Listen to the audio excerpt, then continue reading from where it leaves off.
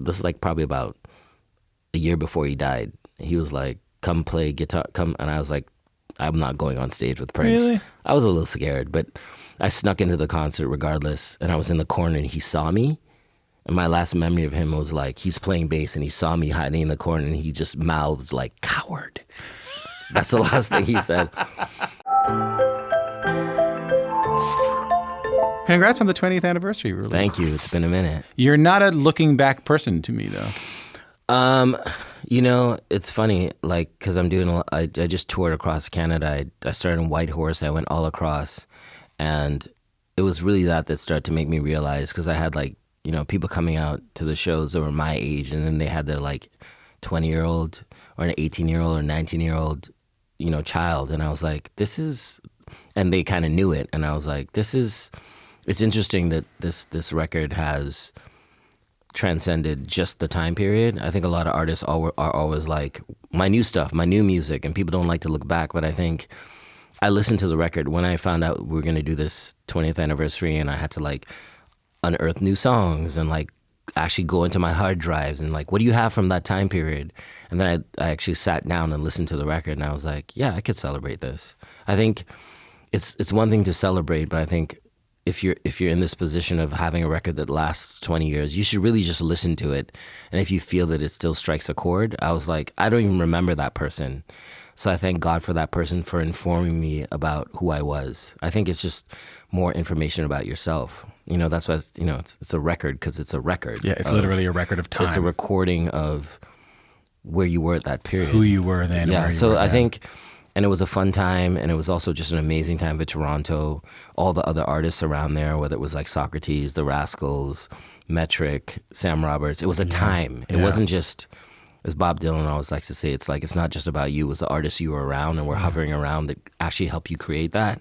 So I think I'm celebrating that time. That's how I see it. I want to talk a little bit about the who you were, and I want to go back even further. So I was doing some research on you, and there's some stuff I didn't know about you. So right off the bat, you started. Well, I want to start by you went to spend some time in Trinidad as a kid. Your uncle Rudolph Charles was a pioneering steel pan drummer. He invented a type of steel pan. This guy. We're in Nardwar territory now. Now you're telling me things. How did you get this in? Dude. So what do you learn from having him as your uncle? This is right? I'm right. Yes, I'm right. Rudolph Charles, a.k.a. his nickname was the Hammer. He created something called the quadraphonic steel pan. And he was just this crazy, kind of a genius dude that one day decided to like, because steel pans, I don't know if people know the history of it, Trinidad was pretty rich in oil. So what would happen is these oil bins would get left over. Kids would like go down to the beach or wherever, and there'd be all these leftover huge oil pans, and they would just cut the top off and make an instrument. I think it's one of the last, in the Guinness Book of World Records, it's the last kind of instrument that was inducted to be allowed to be an instrument. Yeah. So he kind of, on a whim one day, just dipped it in like chrome. He's like, what if we like, instead of just having these steel pans that were just metal, what if we coated it with something and it changed the sound of the pan? And so therefore he's kind of known as the guy that like changed the sound. Right. So that's what I you know, it's all innovators, all people just making it up as they went along. Yeah. That was sort of my heritage, seeing someone, you know, because I would stand there as he would make this instrument and kind of take a hammer and a chisel and like bang it into shape, literally make an instrument. So I think I was 11 at the time when we went back to Trinidad. It was just like, you can make up an instrument. Yeah. And that's not given to every person that, you know, has a design to be a musician. You don't see, it's kind of like being around someone who made a guitar or who created the first pianos, the upright pianos. It's like, you don't have to like take what's there already. You can create something different. Yeah, so I think that was the big spark for me. Like, there's no rules. Isn't that just your story, though, man? You know. Yeah, it's you can do whatever you want, and I think, you know, that nothing in the formative years, nothing can really compare to having a family member, watching them make an instrument, because then you're already on your way to be like, nothing, there's no rules. So you go back to suburban Whitby, Ontario with your family. You go to university in Toronto. You start writing and making music more around this time. If this isn't too personal, how did that go over with your family, with your parents? You know, there's a lot of immigration, people coming from Jamaica, Trinidad, Haiti in the early 70s. It was an open pot. Pierre Trudeau was like, come to Canada. And so for me, it was more of like, my parents kind of wanted to get away from that. I think my mom had she had 8 brothers, 3 sisters, huge family. So my mom's goal was kind of like, let's go to the suburbs so he doesn't do this music thing. Because my mom's like the last of the crew. So I think her initial goal was to be like, let's take them away from this. But unfortunately, by that time, I had already been bitten by the musical bug. So, the real big memory I had is there was this family debate of whether we should get a piano, and my mom decided at the last minute not to, because she was like, I don't want to push him into the music thing. I thought it might be because, and this is none of my business, but I thought it was because of maybe the Jehovah's Witness thing. Also, that was a huge factor, I think, but because you and your family raised Jehovah's Witness, right? Sure, but you're a Jehovah's Witness, but then when you file through your dad's record collection, he has Deep Purple in there. So the secrets were all, my parents are music lovers, and also both my parents didn't grow up as Jehovah's Witnesses, and that's a very important thing to note for people who come from that family. If your parents weren't born into it, then they probably, a lot of things straggle over from their childhood. They keep the records. And back then, as you well know, those records were you open a record and you're in a whole different universe. So even though I wasn't allowed to hang out with people who weren't Jehovah's Witnesses, not go to parties, not listen to certain musics, when I went into my dad's record collection, it was a whole universe that I was open to. Did any of that, either your dad's record collection or you're not allowed to hang out with people who aren't Jehovah's Witnesses? That's tough, by the way. Very elitist. Yeah. Very indie rock. Indie rock. Yeah. That's very, very skinny jeans. Very skinny jeans. Does that make its way into your writing around that time? No, because I was just wondering if I was going to be able to do this. Remember, you tell your parents you're going to be a musician, although you have that reference point of your uncle who just played everything by ear. All my uncles, my grandmother would give them an instrument, and this is what you play. Mm-hmm. That was how it went in our family. Oh, right. And so even though you have that heritage, a big thing is you don't have any musical training. So they kind of had me on that for a while. You can't do this because you don't have musical training. Right, you don't have chops. Yeah, it was cognitive dissonance because no one has musical training in Trinidad. Right. So there was a pushback, but I think the more that they started seeing me, the love for it, that they said I loved it, I started to go in talent shows and just I think I did a Christmas assembly at my Anderson at my high school, and it was a big thing. And my mom saw that I was really into it. So they kind of just let it slide. What did you play at the Christmas assembly? You're really going deep. I actually did Caravan of Love. But by that time, it was a Yaz cover. I don't know if anyone knows that. Yaz covered this song called Caravan of Love, which was originally a soul song. But did you sing it? Yeah, we did a 4-part harmony thing, a cappella. And it some girl fainted in the audience. Why? In my high school, because it was just, this is the guy in my high school. And I'm like, girls are fainting? I think I'm into this. Michelle Osborne, she was the one, if you're out there, she was the one that had to get taken out of the Anderson gym because she just fainted during my... Michelle Osborne, so overwhelmed. I love it. So overwhelmed. So that was much. my key, as every musician will tell you, if you get that response from an audience, you're kind of let's do it. In your early 20s, you released your first song, Musical Essence, and you started getting some good feedback from it. Put those up to your ears and just take a listen to this. This is the critical type of script that I flip cause I'm butter. This nigga doesn't stutter and seldom do I utter a word that doesn't really make sense. Forget about the past cause you're in the present tense. And I resound sounds and now I'm getting busy with the adjectives. Now you know what emphatic is. It's kind of funny how MCs exist with no presence. But not me, I rock the musical essence. Can I just point out that this was your reaction to that? You started out by going, oh God, like that. And then seconds later, you were nodding your head to it and bobbing it a little bit. Well, just because I was a huge Tribe Called Quest fan. Yeah, you can hear that. And Diggable Planets fan. Yeah. It was all about the jazz. Yeah. And so listening back to that, it's pretty much that. So it's kind of makes me know that if you follow your heroes, you might actually do something that stands up. You were a kid then. It sounds great though. I was 22. Yeah. It's pretty good though, hey? for a long time, that song was the bane of my existence. Why? Only because, I'm not a rapper. Like, someone had advised me, a friend of mine that was a rapper was like, look, you rap and sing, better to come out as a rapper first and then transition to singing. Because it was the 90s. Singing wasn't something you did. Nobody wanted you to sing and rap. It wasn't a thing. Either you're a rapper or you're a singer. You were R&B or you were hip-hop. It's completely different now. It's completely different. And so for some weird notion, I thought I could do both. And I really credit like kind of just wanting to not come out as something that would put me in a box, because I knew I was a singer and I was like, I could get to that, but let me just do the rap thing and get better as a rapper. And I think that was my whole goal for like my first 3 or 4 singles, was to establish myself as maybe not a singer, that I could always go back. And so, yeah, I think that was a good decision, because a lot of the times back in the day, if you were sang first and then tried to do rap, people would be like, you're a singer, you're not a rapper. So it was just kind of I inverted the fraction a little bit. Here's the story of this. I didn't know this about you, and I find this story completely wild. So that song catches the ear of John Salley, who's playing for the Toronto Raptors. This is 1995. This is the first year Toronto has a team. You hadn't even put out an album yet, and he reaches out to you. What goes through your mind when this like 2-time NBA champion reaches out to you?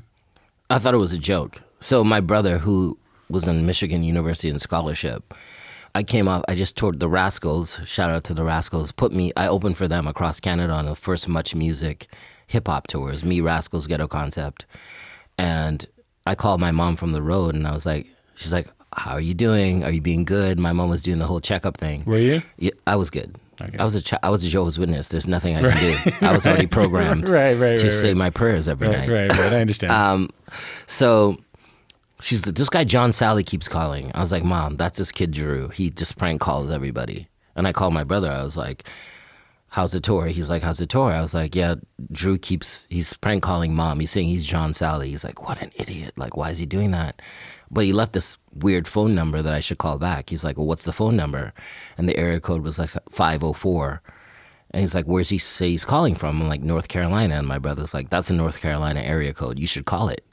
Because he was in America at the time and knew that. So I called the number, and John Salley's like, what's up? And I was like, is this John Salley? He's like, yeah, I'm doing a movie with Whoopi Goldberg in North Carolina. I came across your demo tape, and I'm going to be playing for the Raptors. I'd love to sit with you. And it was like this jaw-dropping conversation. And true to form, I met with him and his wife, and he was like, we'd love to invest in the arts, and my wife thinks you have an amazing voice, and we'd love to do this, but we want to meet your parents. Like, what do they think of all this? I go, my parents aren't really for it. Yeah. And he's like, why? I'm like, they're Jehovah's Witnesses. And he looks at his wife, and she just starts laughing. I'm like, what's so funny? He's like, John grew up as a Jehovah's Witness as well. No way. And so it was this moment at the table where he realized, like, everything he picked up on about the lyrics and the musical essence. There's a kinship there he sees. And the rest is history. He, like, bought me a car, and, like, I remember I was at York University, and I had all this like cutting edge studio and equipment in my dorm, and kids were like, what do you do for a living? They're like, what? Why do you have all this? So he just really got me every piece of equipment I ever would want. And that's where I really, got my chops, like learned how to produce, and just, he was a true mentor, and he would just, give me advice, and basically he's like, music's like the draft. Right. You just got to like make sure you're ready to go. They're going to pick you. You got to be at the top of your game. Just keep your head down. And he just gave me a lot of good advice. This is so he leaves the Raptors and goes to play with the Bulls when Michael Jordan was with the Bulls, right? John Salley had a huge party the first week of the Raptors, and a car ended up in Lake Ontario, like in the ice. What? The Toronto Sun. So he threw a party thinking, because he's a Detroit boy, he's a bad boy. Yeah. And the Toronto Sun, the title of the Toronto Sun story, we all know the Sun back in the day, was like, Raptors come to Toronto, and it was John Salley's face with this car. Oh. And so Isaiah had to bench him. Who's his best friend? Isaiah was like, there's no way that I can start you right now. This is a new franchise. You've just like caused all this trouble here. And so he called Michael Jordan, told him the story, and Michael Jordan was like, you don't have to worry about that. He's like, John Salley is like, why? He's like, because you're on the Bulls now. So he just basically took. Yeah, Michael Jordan had that kind of power. Oh, back he was, then. and he hated Isaiah. They had a long rivalry. Of course. So it helped him. He's like, I'm going to take this guy, and then they win a championship. Was this three-peat? Yes. Yeah, this is part of the three-peat. So you go to Chicago during the three-peat era. Oh, I was ready to stay in my studio on York University and keep making music. He's like, you're coming with me. And you're there for the champions? Yeah. He put me up at the Waldorf Astoria. He's like, bring all your equipment. And I was making music downtown Chicago while they were working it out.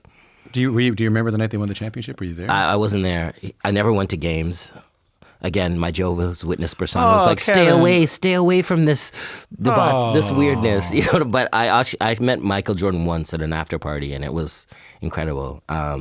I do remember that because they used to call him the Messiah. That was his nickname. And John Salley was like, meet the Messiah. And he was like, heard a lot of good things.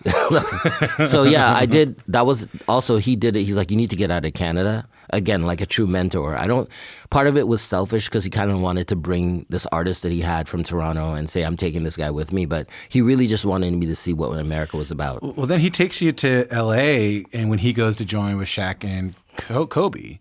So you're with the Bulls when he's with Michael Jordan. I told Drake, I was like, I was Raptors way before you guys. I didn't go to games, but I was like in there with like Stoudemire. I was friends with all of them. It was amazing. And he puts you up in L.A. too, right? Puts me up in LA, and the irony is that one of the Superstar Part Zero, which was kind of my breakout track in America, broke out because Shaq had met me and he was like, there's this kid from Canada, and they played Superstar Part Zero in some TSN like interview that Shaq had, and it just blew up after that. Like Shaq, low-key, Shaq being who he is, but one of the things he can put a feather in his cap is that if it wasn't for him, I don't think people would have heard that song. Does being in the States, does being in LA and being in Chicago and being in these worlds open your eyes to anything you hadn't seen before? Not really. Like, I say this all the time to people. Like, don't worry, I have a lot of American relatives. I love music all over the world.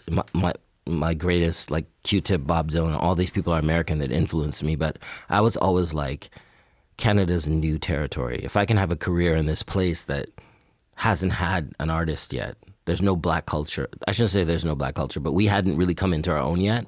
So I always saw America as me standing in line behind like Busta Rhymes. It's like, why am I going to America to do their culture or try and make a stab at their culture when they're so much better at it than us? So it was also a bit of survival. I was like, I love America, but I really feel my destiny's in Canada. Is that when Rascals connect those dots? Like, how did Rascals, and for people who know Rascals, legendary, We went on the tour. I went to Vancouver, fell in love with Vancouver, moved to Vancouver. And that's when John Salley was like, you got to make a decision. Like, are you going to live in Vancouver or America? And I left Vancouver to go to America. And they were like really bummed about it, but they were like, go do your thing. They kind of let me out of a contract, respect to them, because I had a contract with them. They're like, this is good for you. So they kind of put me on, top of the world.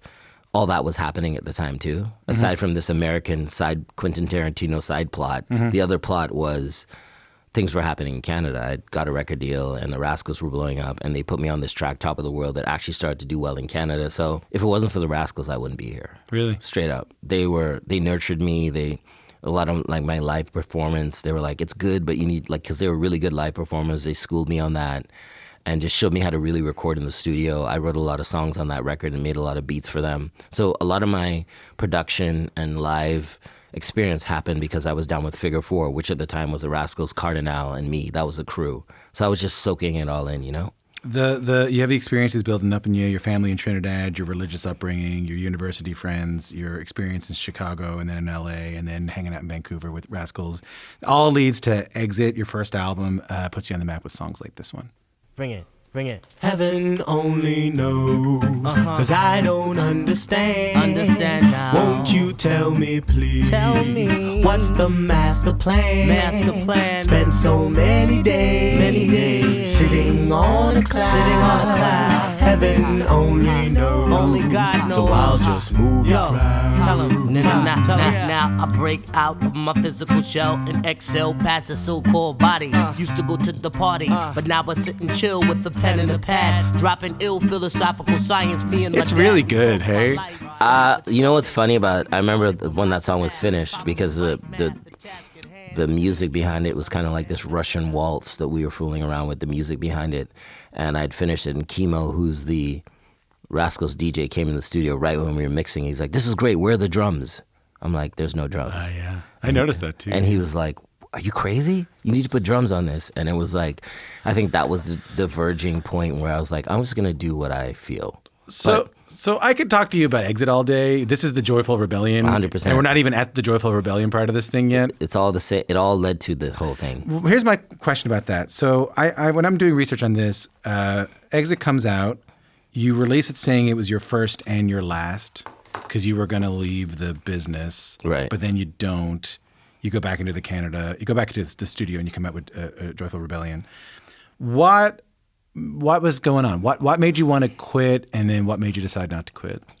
Well, what I would say back then was that I didn't know what the music industry was like, and then it was just so overwhelming. It was a business, and I didn't know that. I didn't. No one pulls you aside and says you got to sell records, because that's, you get this huge loan from a major label, which is basically like a bank that bankrolls artists, is how I see major labels. You get all this money, you spend like $200,000 on a record, and then you sell how many copies? Exit did okay out the front of it, but it didn't do, I think, what people expected, because there's a lot of hype around, notably because I was doing songs like that had no beat, and we were doing weird videos, and I was dressed like Gilligan. You know what I mean? Yeah. My brother's like, most people spend their label on a car. You're spending your label on doing Gilligan's Island. Yeah. You're a weirdo. Yeah. But I think it was a conflict between, do I want to be the guy that sells records, and I don't like this. This is not what I signed up for. And I think what I realized was my lawyer's like, you have a contract. You can say in the press that you don't want to do music anymore, but you'll be sitting on these next 3 records. You're going to have to release them at some point. So that's when the whole Joyful Rebellion idea came on. It's like, well, I'm going to rebel against this, but I got to have fun. It was kind of like this young kid who was like 28 years old, 27, being like, okay, I'm going to do this, but how can I have fun at it? I don't want to be this, because I love Fiona Apple. I love all the people who were rebelling at the time, because it was a kind of a thing, Eddie Vedder goes up there. He doesn't thank anybody. The kind of vibe in the early 90s was like they labels. Ticketmaster. Yes, label. Yeah. Every artist that I love was anti-record label.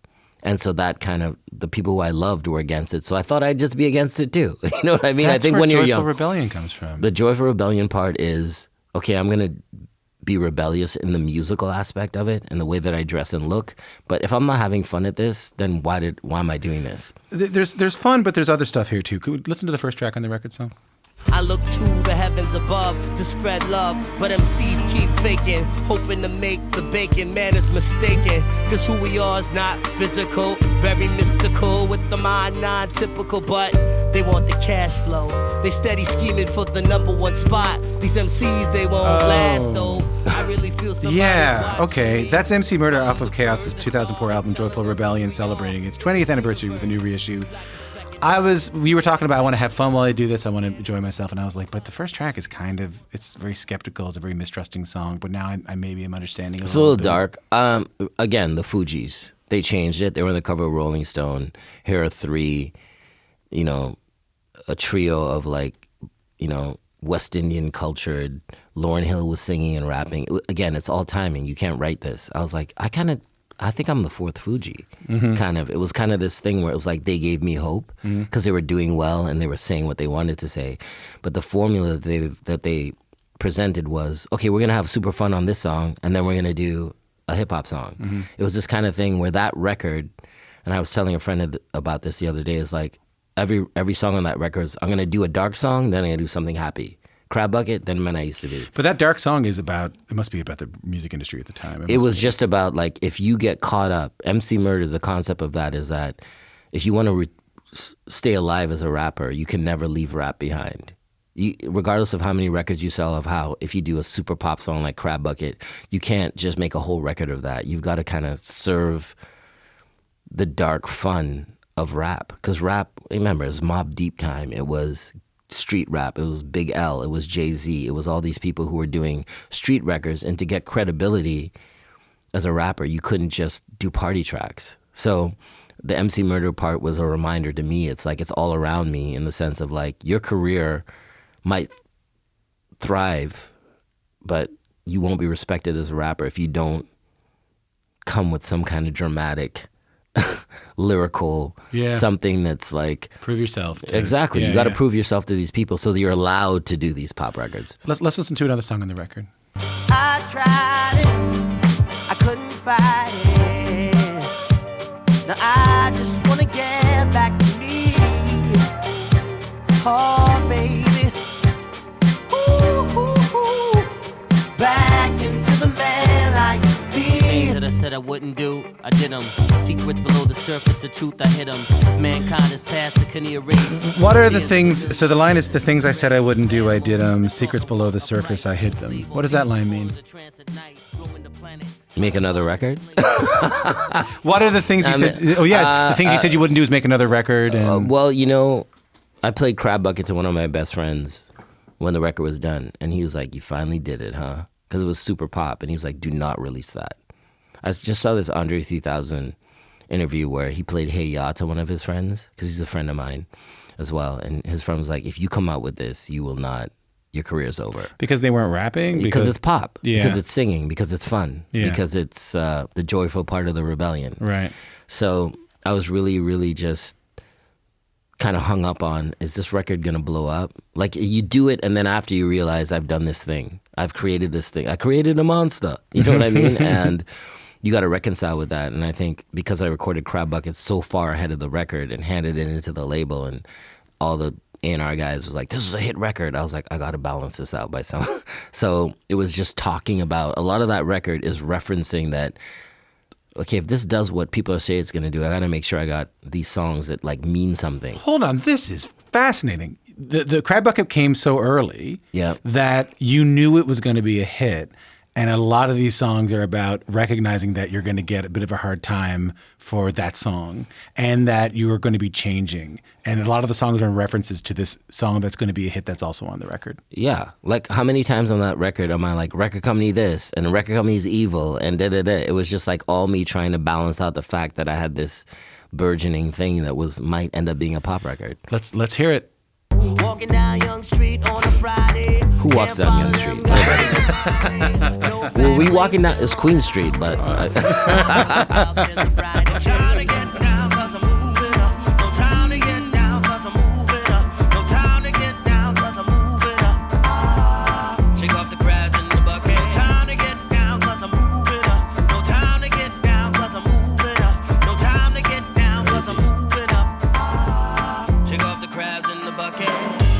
Great. sax solo, you're in there. Descending bass line sax solo, people, you got to hit. Let's talk about it. Huge song in Canada, huge song in the US, does what you were expecting it to do. Yeah, you know, I wrote in 5 minutes. I think like I was listening like Hit the Road Jack, and then I heard The Cure, and I was like, let me mash this together. Really? Like, yeah, like I'm very open about my influences. I was listening to everything across the board, and I thought, you know, my dad was a huge Ray Charles fan, and it was just like it's like The Cure, like Love Cats / Hit the Road Jack.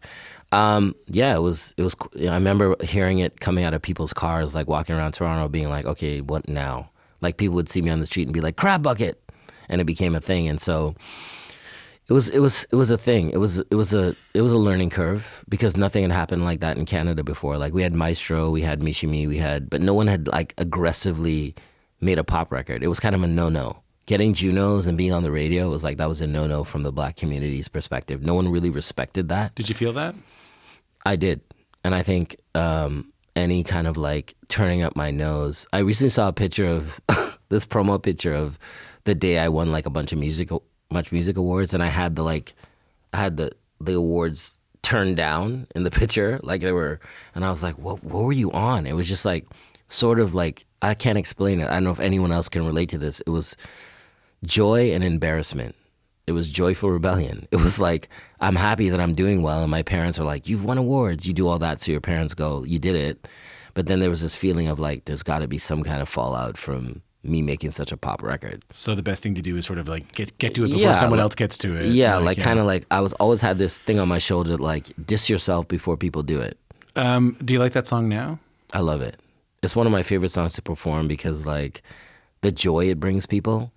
Like it's like karaoke. You know what I mean? Like you're doing it, and then when you realize that first of all, you realize you're doing karaoke for a living. But the second thing is that people get so happy. Like I play a lot of songs in my set, but that seems to bring people joy, and that's the bottom. We're entertainers. That's why we do it. Is your relationship with the industry different than it? I mean, the industry has changed so much in 20 years. Is there an industry? But I agree with you. Good question. Yeah. Like the industry has changed so much to the point where, I mean, I only came around in a real way, like going to Canadian music stuff, I would say in like 2014. Right. And even since then, things have changed a lot. Right. Has your relationship with the industry changed since back then? No, because I'm kind of like a veteran now. Yeah. And so yeah, you are. Yeah. So it's I don't know what it is anymore. I'm happy that I made music at that turning point in the early 2000s, right before the internet changed what it was. I think a big part of why there's a nostalgia around this record is kind of one of the last records that was out there when the music industry was intact. Yeah. You know what I mean? So it's like, I kind of celebrate it. I think it was a good time when you could actually get a record deal and do what you want to do. Look, the bottom line is you can do whatever you want to do, and I chose that. So you can't really argue with your younger self. There was something about a little part of me that was like, you need to have some kind of career to stand on. Yeah. If you don't have hit records, then what are people coming to see? Yeah. You do a show now, there's not really, people come to see those songs because it reminds them of something. So I think it was a smart decision, but I don't really see there's a music industry anymore. I feel like my relationship to the music industry is like everything that I wish that I could have done back then. You know, I was like about to do a social media post at 3 a.m. I was like editing something on my phone. I was like, I would have wished for this in 2002, that there was no label, no director, no one telling me what to wear. I can just take something off my phone and post it on the internet, and that's my video. So you can complain about it, but artists are the most free that they've ever been. They're just not the same money. It's not the same money, but also, too, one thing that's very important is you need something to rebel against. Back to the joy of rebellion. If you're allowed to just do what you want, where's this is Kurt Cobain? What was he?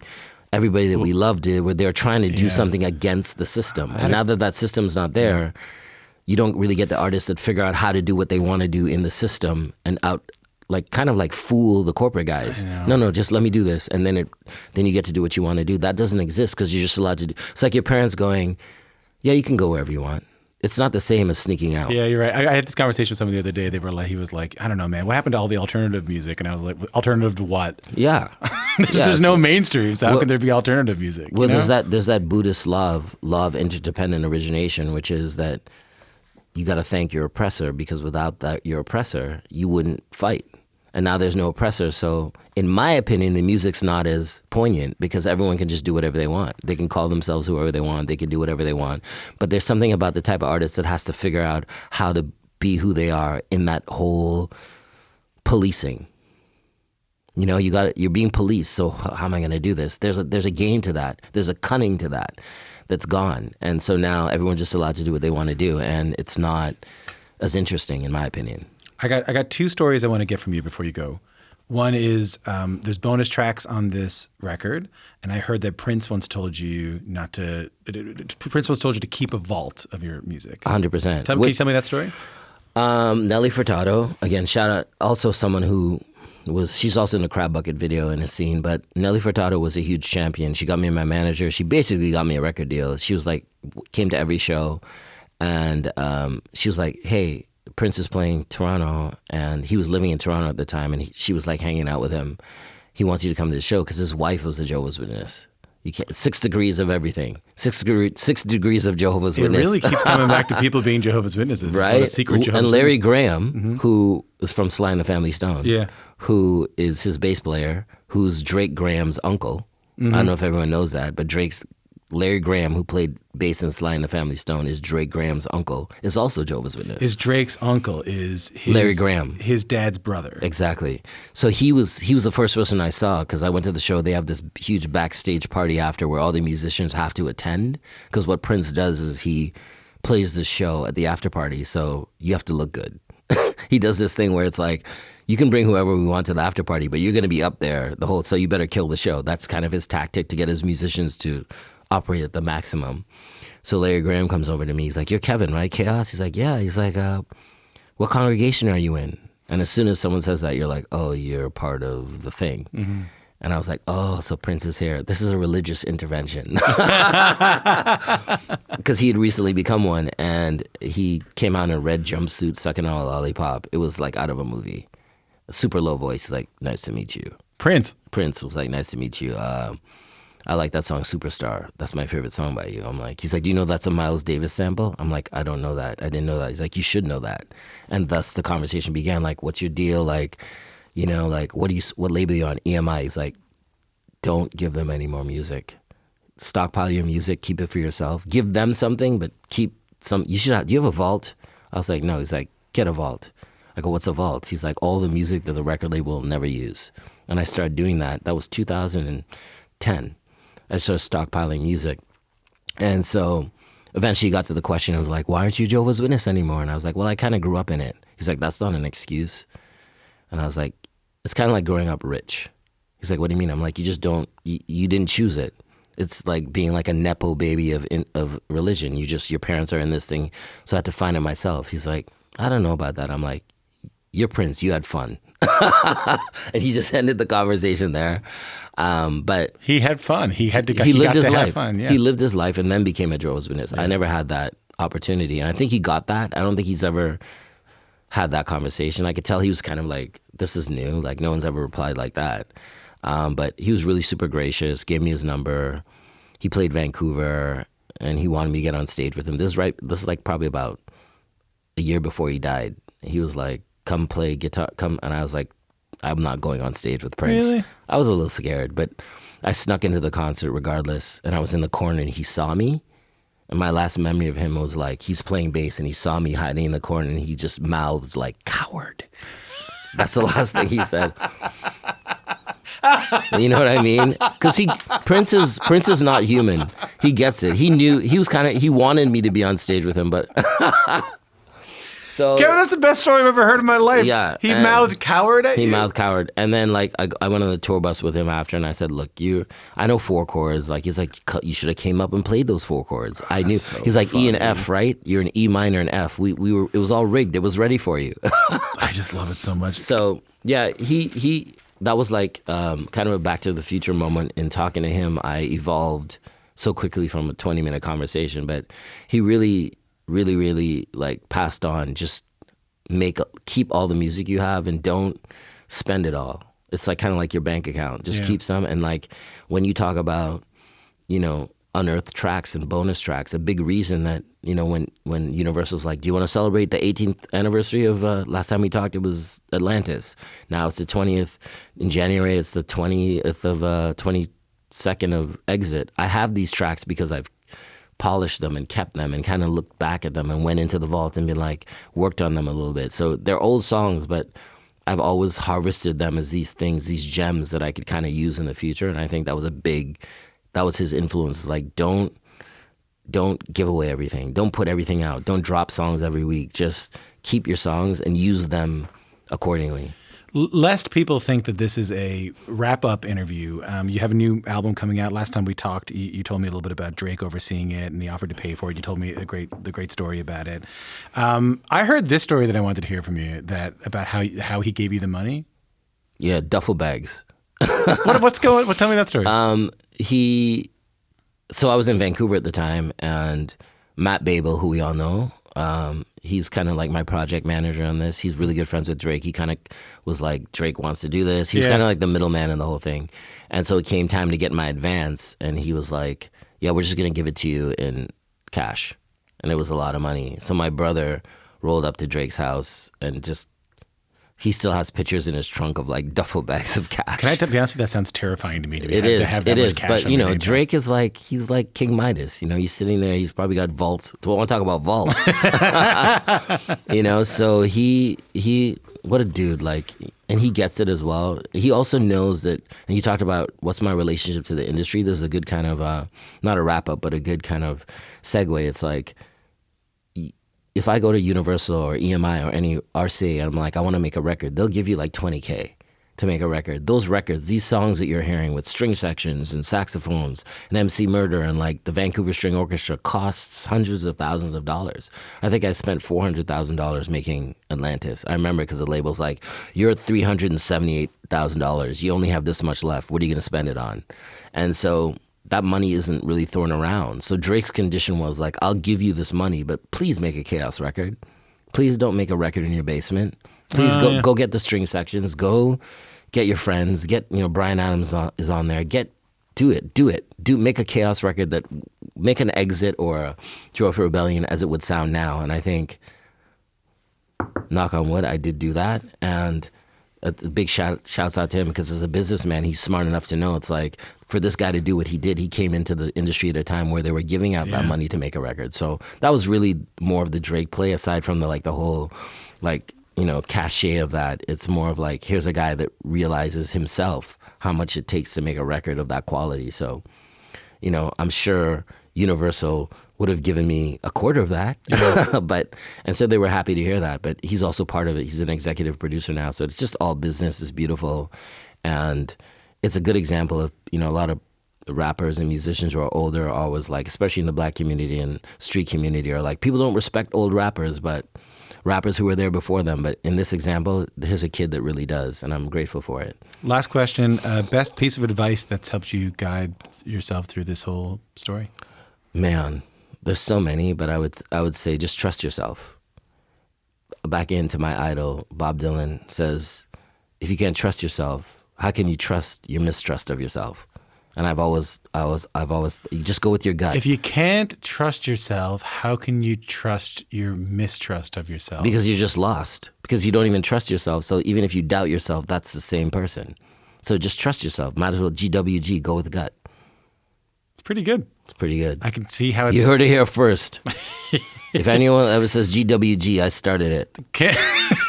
Congratulations on this 20th anniversary thing. Thank you, man. I've got great admiration for you. You're like a psychologist. I'm talking about Larry Graham. I'm talking about my Jehovah's Witness past. You just pull you're great at what you do. I want some of that duffel bag is what I'm going for here. I want a little bit Didn't of we that. talk about that before? That you're getting like 10K This is good.